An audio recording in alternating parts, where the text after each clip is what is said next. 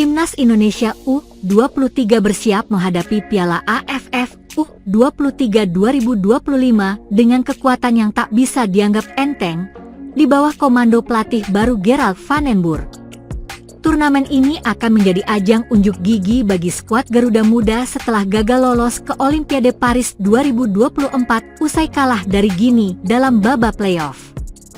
Kini, tongkat estafet kepelatihan beralih dari Shin Tae-yong ke Van den Burg yang sebelumnya menjabat sebagai asisten pelatih timnas senior bersama Patrick Kluivert.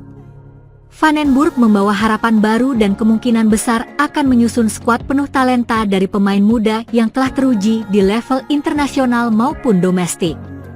Nama-nama dari timnas senior seperti Marcelino Ferdinand, Justin Hubner, Rafael Struijk, dan Ivar Jenner punya peluang besar masuk skuad untuk memperkuat lini utama. Dengan masuknya pemain-pemain ini, kekuatan timnas Indonesia U23 bisa disebut skuad mewah, terlebih dengan materi pemain yang sudah punya pengalaman besar. Di lini tengah, Arhan Fikri dan Ivar Jenner bisa menciptakan kreativitas dan kestabilan, memberikan keseimbangan dalam transisi menyerang dan bertahan. Cahya Supriyadi, yang tampil cemerlang di Piala AFF sebelumnya, diperkirakan kembali dipercaya sebagai penjaga gawang utama tim asuhan Van den Burg.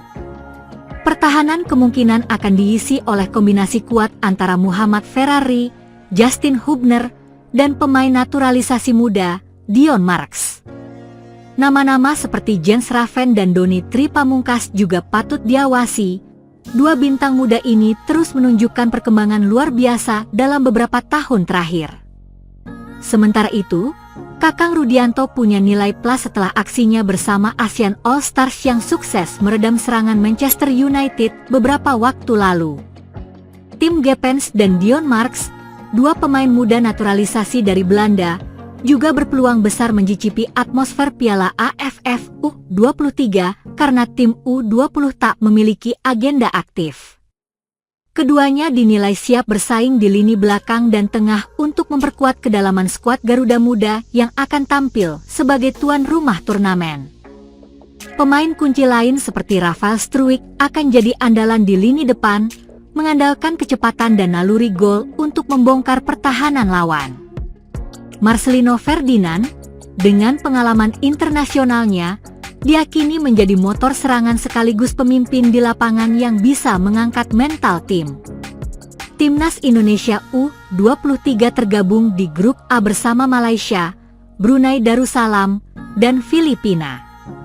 Semua pertandingan akan digelar di tanah air mulai 15 Juli 2025. Bermain sebagai tuan rumah tentu akan memberi suntikan semangat lebih bagi skuad asuhan Van den Burg untuk tampil maksimal dan meraih hasil terbaik. Nama-nama seperti Cahya Supriyadi dan Muhammad Ferrari yang tampil stabil di berbagai ajang internasional diperkirakan tetap jadi tulang punggung tim. Pelatih dinilai punya banyak opsi untuk meracik komposisi ideal dengan keseimbangan antara pengalaman, bakat muda, dan semangat juang tinggi. Para pemain yang dipanggil nanti akan menjadi representasi dari semangat baru Garuda Muda untuk mengembalikan nama besar Indonesia di level Asia Tenggara. Prediksi line up untuk formasi 3-4-3 mencakup Cahya Supriyadi, Ferrari, Marks, Hubner, Kakang, Jenner, Arhan, Doni, Marcelino, Jens Raven, dan Struijk. Dengan materi pemain yang lengkap dan variatif, publik sepak bola nasional patut menaruh harapan besar terhadap performa Indonesia di Piala AFF U23 2025. AFC yang sampai saat ini tidak netral dengan tim sesama Asia, bahkan Federasi Sepak Bola Asia itu baru-baru ini mengubah aturan di babak round 4 kualifikasi Piala Dunia 2026. Saat ini sudah ada 6 tim yang memastikan lolos ke babak round 4 kualifikasi Piala Dunia 2026, salah satu tim itu adalah Indonesia. Nantinya tim Garuda harus bersaing dengan tim-tim yang berasal dari Timur Tengah dalam persaingan nanti. Indonesia juga harus hati-hati karena lawan yang mereka hadapi nantinya banyak. Selain para pemain, kemungkinan besar Indonesia juga akan melawan wasit yang cenderung berat sebelah. Belum lagi dengan sikap AFC yang sampai saat ini tidak netral dengan tim sesama Asia. Bahkan Federasi Sepak Bola Asia itu baru-baru ini mengubah aturan di babak round kualifikasi Piala Dunia, dan aturan yang ternyata sangat menguntungkan timnas Qatar. Jika AFC cenderung membela tim yang berasal dari Timur Tengah, hal yang sangat wajar karena ketua Federasi Sepak Bola Asia itu juga berasal dari sana. Alasan inilah yang membuat tim yang berasal dari wilayah lain sering mendapatkan kerugian, misal yang dialami oleh timnas Jepang. Sudah beberapa kali Jepang sering dirugikan oleh AFC. Untungnya mereka memiliki kualitas sehingga kecurangan demi kecurangan yang diarahkan ke mereka menjadi percuma.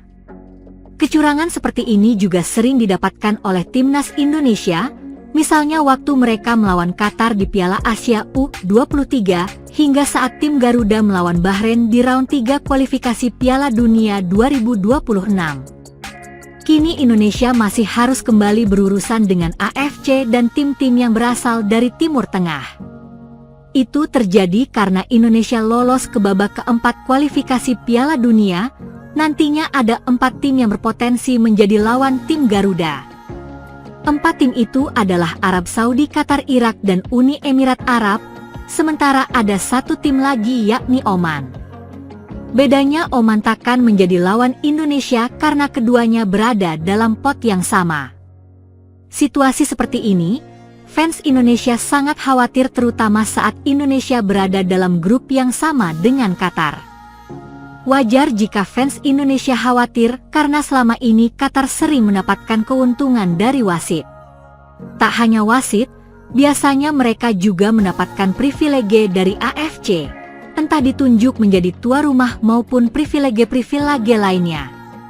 Kini bisa saja keuntungan lain akan kembali didapatkan oleh Qatar dan tentunya keuntungan tersebut diberikan oleh AFC selaku Federasi Sepak Bola Asia.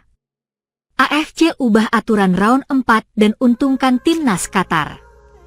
Dikhawatirkan akhirnya terjadi, berdasarkan info terbaru AFC kembali mengubah aturan soal siapa yang nantinya bakal menjadi tuan rumah di babak round 4. Nantinya yang akan menjadi tuan rumah adalah tim dengan ranking FIFA tertinggi.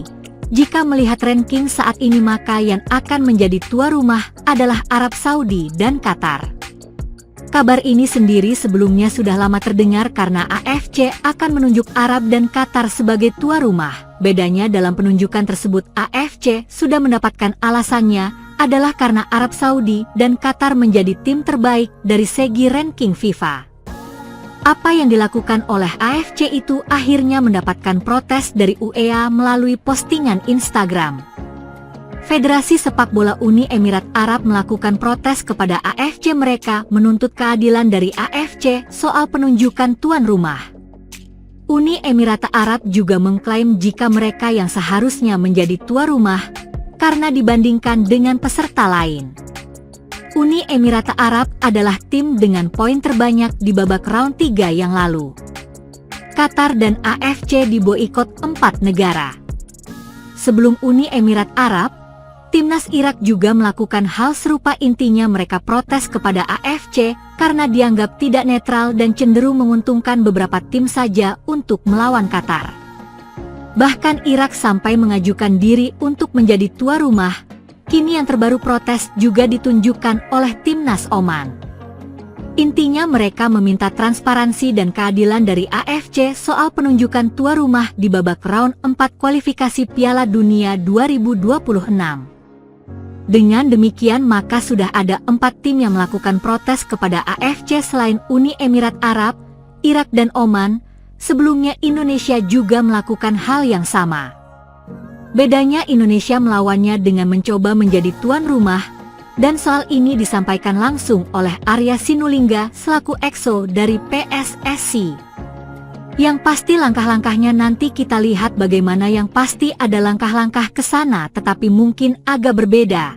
Namanya kan kami ini melakukan bidding itu kan sudah sebuah langkah berikutnya ya, kami juga akan berjuang supaya kita berhasil dalam bidding itu adalah langkah-langkah kami soal tahapannya, bagaimana kami punya tahapan-tahapan sebelumnya, kata Sinulinga pada media. Alex Pastor, semua harus dilawan dengan kualitas tim. Soal polemik yang terjadi menjelang babak round 4, hal ini akhirnya mendapatkan respon dari Alex Postor. Asisten pelatih timnas Indonesia itu memberikan sebuah tips agar Indonesia bisa lolos dari jeratan kecurangan AFC. Asisten asal Belanda itu mengambil contoh timnas Jepang. Salah satu alasan mengapa Jepang tidak mempan ketik mendapatkan kecurangan adalah karena mereka memiliki kualitas. Hal inilah yang harus dipunyai oleh timnas Indonesia, maka dari itu sebelum bermain di babak round 4, nanti Indonesia harus melakukan pembenahan dan evaluasi agar performa mereka semakin baik saat melawan tim-tim yang berasal dari Timur Tengah. Untungnya Indonesia memiliki catatan bagus sebelum bermain di babak keempat nanti. Catatan yang dimaksud adalah soal rekor pertemuan melawan tim Timur Tengah. Sebelumnya di babak round 3, Indonesia sudah pernah melawan Arab Saudi dan Bahrain. Dalam 4 pertandingan yang dimainkan, Indonesia tak pernah mengalami kekalahan, dan hasilnya tim Garuda mampu meraih 2 kemenangan dan 2 hasil imbang. Hasil itulah yang harus dimanfaatkan oleh Indonesia sebagai model untuk bermain di babak round 4 mendatang.